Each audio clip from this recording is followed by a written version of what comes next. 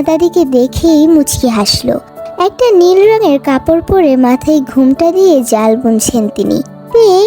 মুচকি হেসে এগিয়ে গিয়ে বলল, কেমন আছো রাঙা দাদি? তোরে বুড়ি হালকা হেসে বলল, ভালো, তোরা কেমন আছিস?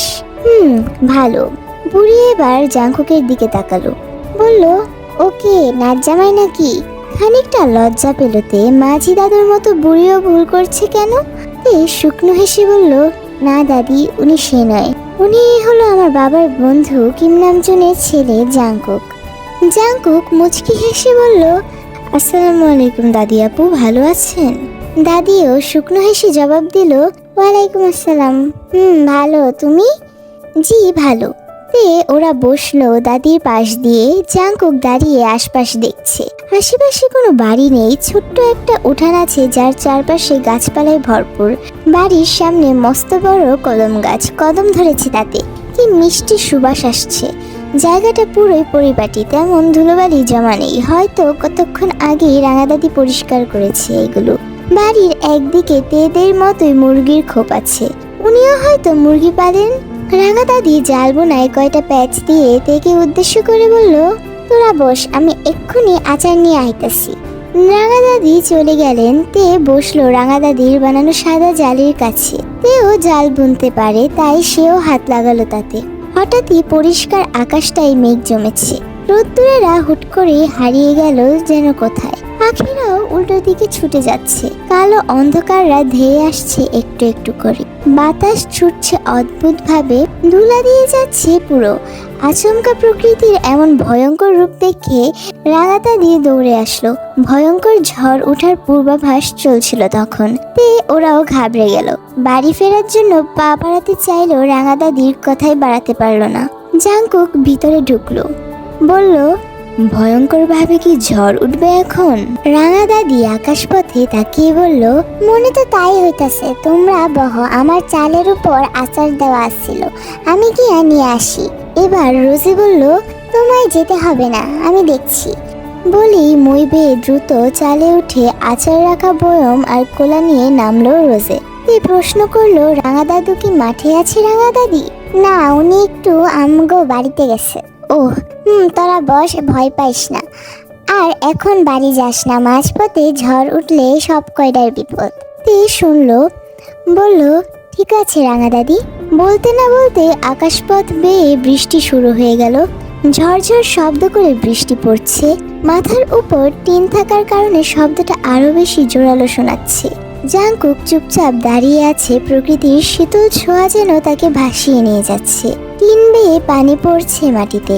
রাঙা দাদি দ্রুত বাড়ির ভিতর থেকে বালতি নিয়ে এসে রাখলো সামনে। তারপর বৃষ্টির পানি এসে পড়তে লাগলো সোজা বালতির উপর। কারেন্ট নেই অনেক আগে থেকে।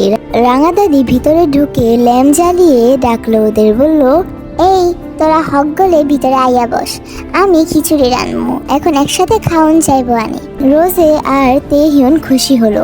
রাঙা দাদির খিচুড়িটাও অসম্ভব মজা হয়, এর আগেও খেয়েছে ওরা। রোজে আর তেহিয়ন ছুটে গেল ভিতরে, আর জাঙ্কুক আর দাঁড়িয়ে রইল। জাঙ্কুকের ভীষণ শীত করছে হুট করে। তার শীত কেন লাগছে সে বুঝছে না।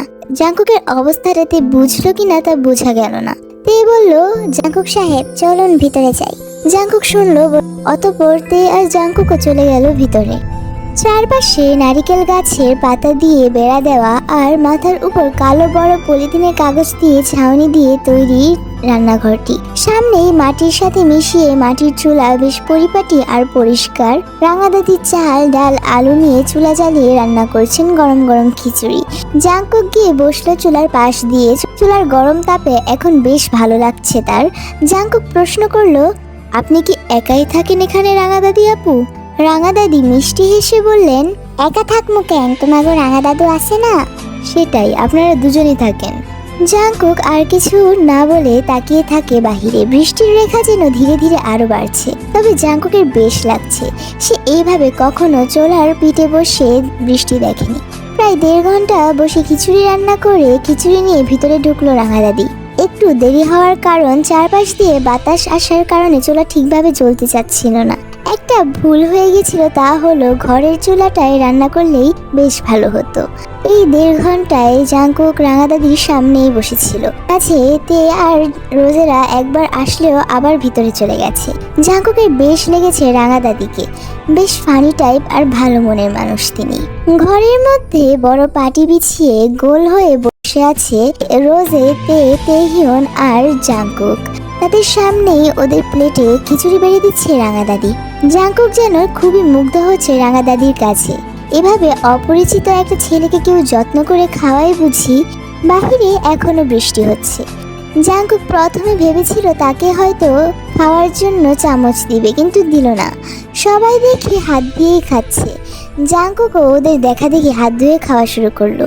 খিচুড়ির একটুখানি মুখে দিতে জাঙ্কুকের চোখ মুখের রিয়াকশন যেন পাল্টে গেল। শুধু চাল ডাল আর আলু দিয়ে বানানোর খিচুড়ির স্বাদ এত ভালো কি করে হয়? জাঙ্কুকের রিয়াকশন দেখে রাঙা দাদি প্রশ্ন করলো, কেমন লাগতেছে খিচুড়ি দাদু ভাই? জাঙ্কুক রাঙা দাদির দিকে তাকিয়ে মুচকি হেসে বলল, কি যে ভালো লাগছে দাদি আপু, বলে বোঝানো যাবে না। রাঙা দাদি খুশি হলেন, মুচকি হেসে বললেন, পেট ভরে খাইবা কিন্তু। জাঙ্কুক মুচকি হাসে। কি সুন্দর একটা সময়, বাহিরে বৃষ্টি পড়ছে, প্রকৃতিটা শীতল, আর এসবের মাঝে এমন মাটির ঘরের মাঝে পাটি বিছিয়ে মাঝখানে ল্যাম্পের আলোতে খিচুড়ি খাওয়ার মজাটা যেন একটু বেশি সুন্দর। জাঙ্কুক তার জীবনে এত সুন্দর মুহূর্ত কখনো কাটায়নি। জাঙ্কুকের ভাবনার মাঝে তেহিয়ন বলে উঠল, বাহ বুড়ি, তুমি তো দেখতেছি জাঙ্কুক ভাইয়ারে পাইয়া আমারে ভুল্লাই গেছো। ভুল্লা যাইও না, আমি কিন্তু তোমার 2 নাম্বার স্বামী। তেহিয়নের কথা শুনে সবাই উচ্চস্বরে হেসে ফেলল। রাঙা দাদি বলল, আরে তোমারে কেমনে ভুলি তেহিয়ন দাদু ভাই, নাও আরেকটু খিচুড়ি লাও। আবার হেসে ফেললো সবাই। হাসি ঠাট্টা আনন্দ আর বৃষ্টিমুখর সুন্দর প্রকৃতি নিয়ে সময় কাটছিল দারুণ। এই খাওয়ার ফাঁকে ফাঁকে বারবার দেখছিল জাঙ্কুককে, আর মনে মনে আওড়াচ্ছিল, আমি বারবার কেন আপনার উপর এমন মুগ্ধ হচ্ছি জাঙ্কুক সাহেব? আমি যে আপনার প্রেমে পড়ছি প্রতিনিয়ত, তার খবর কি আপনি রাখছেন বলুন? তে দৃষ্টি সরাতেই এবার জাঙ্কুক তাকালো তের দিকে। মনে মনে বলল, আমায় ভুল করেও ভালোবাসতে যেও না রমণী, এতে যে দুঃখ ছাড়া আর কিছুই মিলবে না। হুট করেই খাওয়া ছেড়ে উঠে দাঁড়ালো তে। এতক্ষণ সে এসব কি ভাবছিল ভেবে বুকের ভিতর মোচড় দিয়ে উঠল তের। তার জীবনে সুগা আছে, এটা সে ভুলে গেল কি করে? তেকে আচমকায় খাওয়া ছেড়ে উঠতে দেখে অবাক হয়ে বলল রাঙা দাদি, কি হইল তে বুড়ি, এভাবে উঠে গেলি কেন? জাঙ্কুকও তাকালো তখন তের মুখ পানে। তে এক পলক জাঙ্কুকের দিকে তাকিয়ে পুনরায় রাঙা দাদির দিকে তাকিয়ে জবাব দিল, আমার খাওয়া হয়ে গেছে রাঙা দাদি, আমি হাত ধুয়ে আসি বলে ছুটে গেল তে। তের যাওয়ার পানে তাকিয়ে রইল জাঙ্কুক। সে কি তের এহেম অস্বাভাবিক আচরণের কারণটা ধরতে পারল? ঠিক বোঝা গেল না।